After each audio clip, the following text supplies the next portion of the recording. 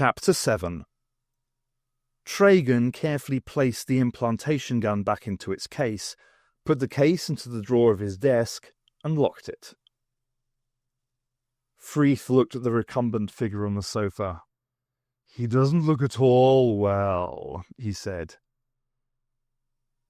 "Decidedly peaky. He's not dead already. The high-profile death, what you might call a public corpse, is useful publicity. A private corpse might be something of an embarrassment."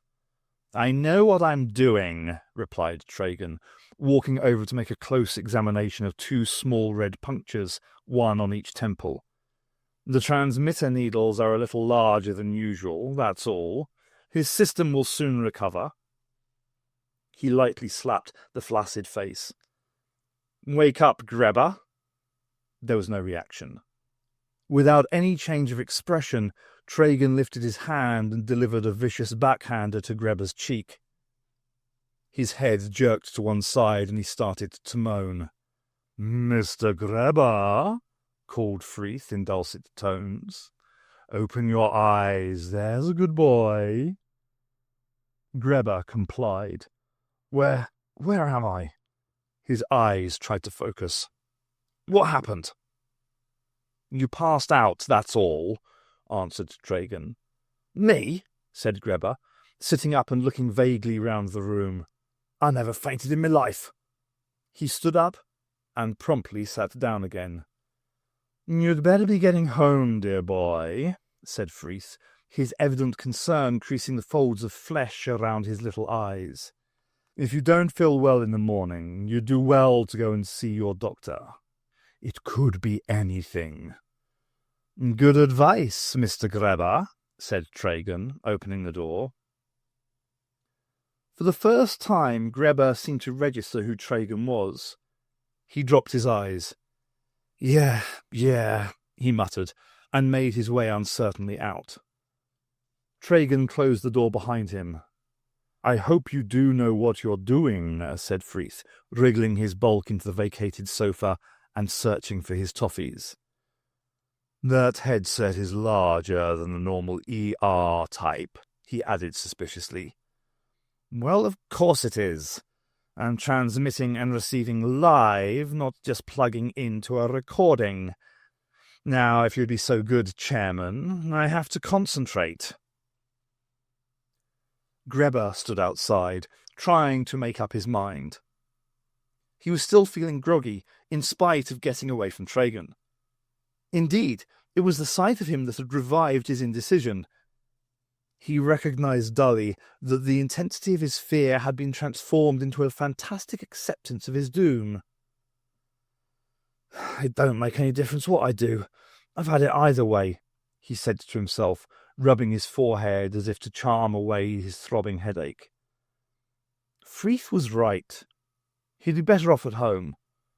What could happen today? Sweet F.A., that's what. So he might just as well sleep on it. He set off towards the car park. He couldn't have gone more than a dozen paces when he was pulled up short. An idea had come into his head, almost as if it had been injected from outside, an idea of such blinding clarity that there could be no question of rejecting it. He stood for a moment contemplating its elegant simplicity. If he were dead, he'd have no more worries. Of course, it was the only way out. He turned and strode purposefully towards the Apollo rocket, which towered over the rest of Spaceworld. "Got him," said Tragan. "Bye-bye, Grebber," Freeth said lightly, through a mouthful of treacle toffee. The seaside donkey with good feed in his nosebag happily follows wherever he is led. In spite of much evidence to the contrary, there is a widely held view amongst those in the PR business that the ladies and gentlemen of the press can be bribed into a good opinion by offering them the equivalent of prime quality oats. In Sarah Jane Smith's case, they happen to be right, other things being equal. "Smoked salmon," she said, taking another large mouthful. Must be 1,000 calories a bite. So what? She could always go without supper.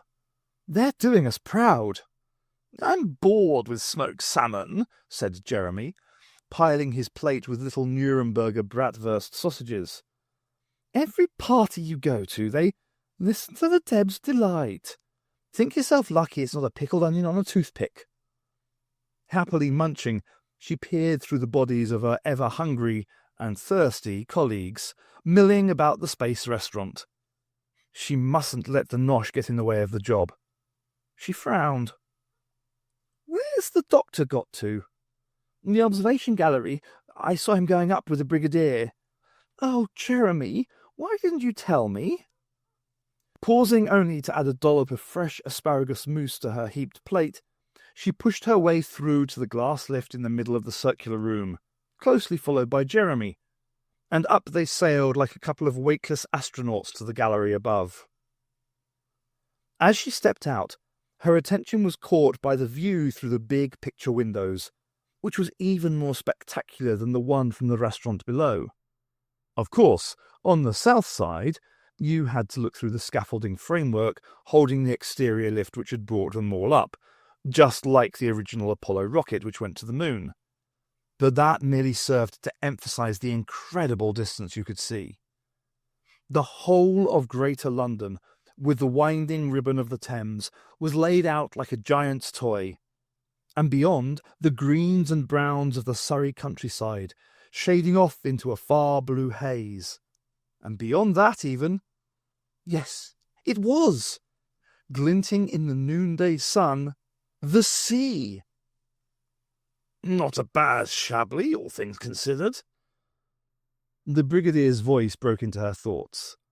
He and the doctor were alone, the other members of the party having found more important things to do down below.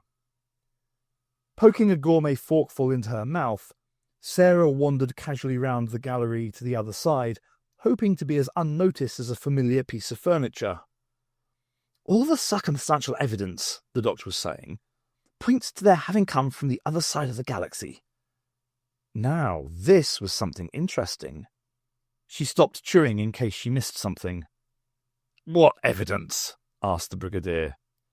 Those creatures, the extremely advanced brain technology used in ER, the... But you said the monsters were fakes, interrupted the brigadier. I said nothing of the kind. It's the names of the fakes. Chameleoth, Ostroid. I'm surprised they didn't show us a two-trunked Elephantasius from the planet Junglon. A chortle from Jeremy drew a filthy look from Sarah. He became aware that they were all looking at him. Sorry, he said. It just tickled me, that's all. There isn't really a planet called Junglon, is there? Of course there isn't, I just made it up. The brigadier brought them back to the matter in hand.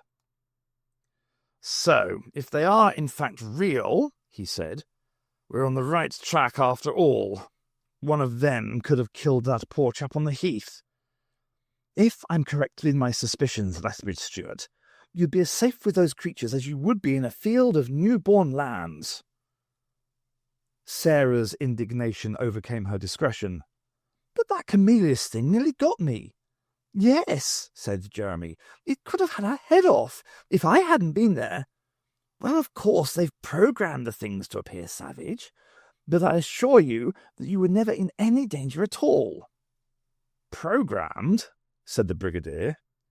Nevertheless, the doctor went on, ignoring him, I think it must be true that this gang know more about the killing than they pretend. I'm looking forward to having another word with our friend Grebber. Yeah, said Jeremy. I shouldn't trust him all the way, though. This time Sarah's look of disapproval registered. Well, I thought he was an oik, he said sulkily. But Sarah wasn't listening, for through the window on the other side of the gallery she could see the man himself, standing on the far side of the scaffolding, desperately keeping his balance by clutching one of the supports. Doctor, look! She cried. He's going to jump! Exclaimed the brigadier. The doctor was already on his way.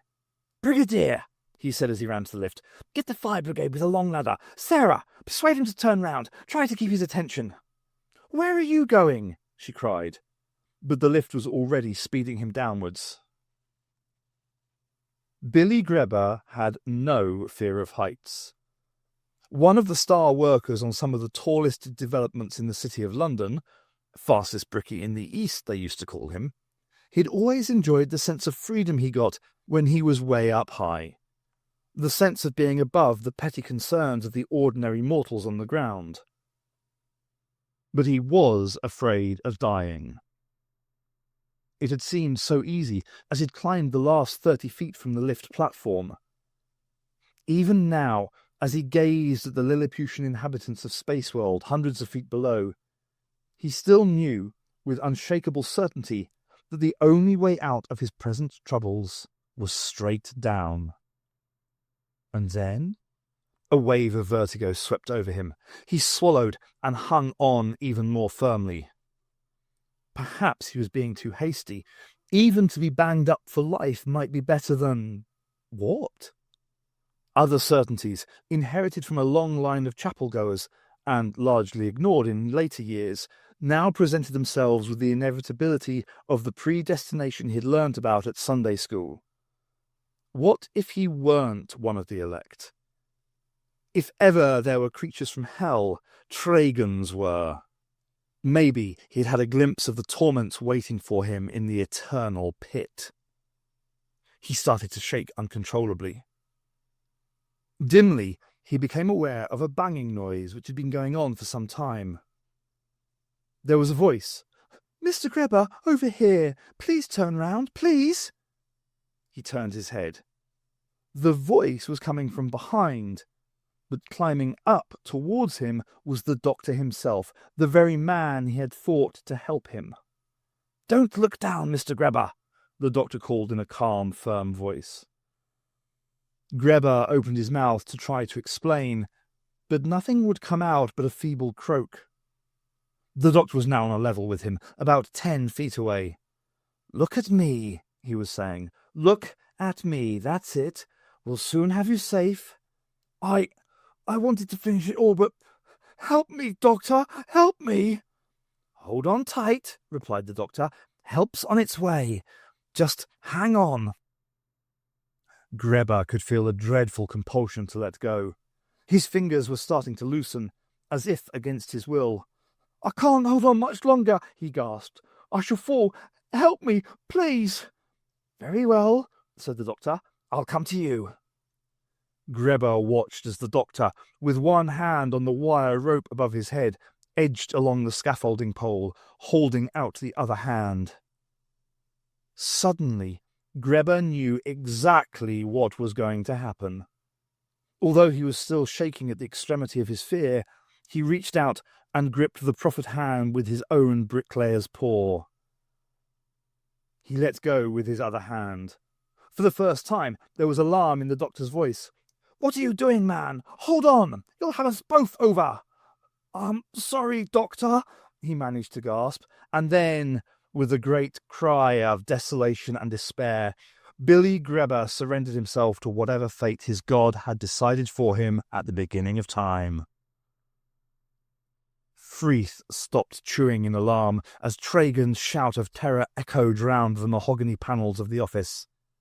He leaned forward as his vice-chairman pulled off the headset. "Are you all right?" he said. Tragan was sitting with his eyes closed, panting slightly. "Oh, yes," he answered, opening his eyes after a pause. "I'm fine. I stayed with him too long, that's all." He looked up at the mass of flesh sitting opposite. His face was as impassive as ever, but his normally flat voice was rich with overtones of gratified desire. "I played him like a fish, Freeth, letting him go and reeling him in, with his fright all the time growing in intensity, growing, and at the end his mortal dread of dying. I couldn't resist going with it. It was ecstasy, I tell you, utter ecstasy." Freeth shuddered. "Delicious," he said. Tragan stood up and stretched. "We've been given a bonus," he said. "We can relax. We shan't have any more trouble from that meddlesome doctor. He came over with me. The doctor's dead.